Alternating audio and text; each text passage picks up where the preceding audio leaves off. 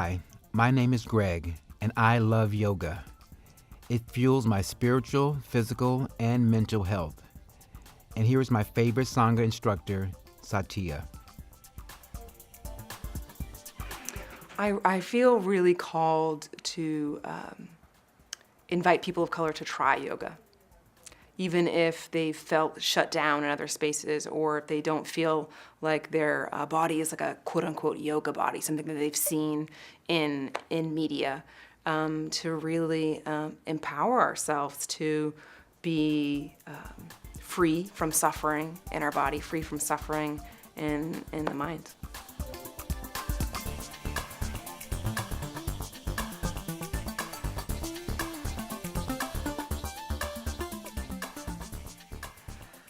I benefit tremendously from yoga. It's completely changed my life and made me so much more healthy, and really kind of just shifted my perspective away from constantly identifying with conditions or suffering, and just made me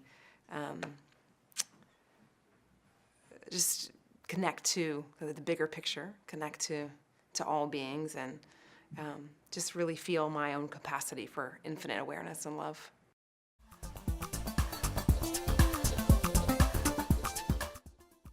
I view my POC Sangha as very inclusive, a safe space where ethnic origins are supported, not exported.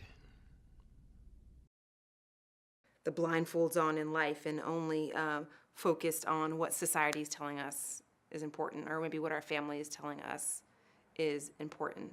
Kind of to be so focused on our individual needs in this kind of automatic survival mode that we're not able to be present. That's another way to say to be awake.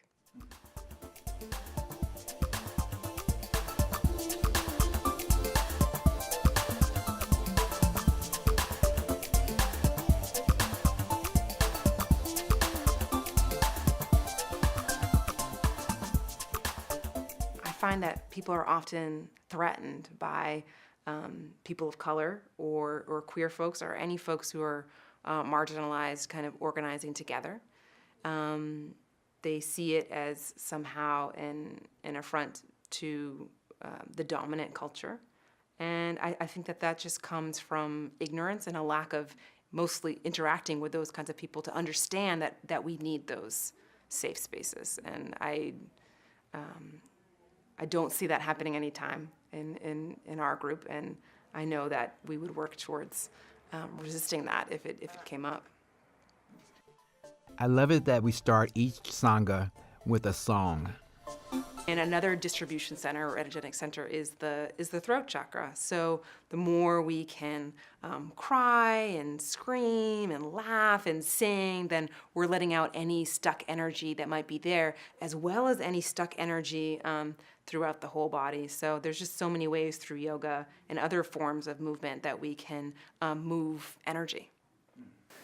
Govinda Gopala Hari Hari Govinda Gopala Hari. So we often start out with a song. I find that the chanting and the singing really helps us get out of our mind.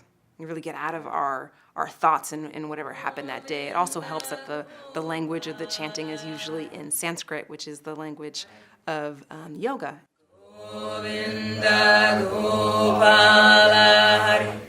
Though Oakland was not the first to have a POC yoga group, I feel like I can be myself more in my classes here than I can in other places. Like I often find when I'm teaching with white people, when there's white people in the class, that I might add a filter that I wouldn't necessarily add at the East Bay Meditation Center, as a reaction of feeling conditioned about making sure that I say the right thing around white people, or if that I say something that may not offend them, or I don't want to talk too much about social justice or something like that. So that way, East Bay Meditation Center feels radically different for me. That it's a place where social justice is just a given.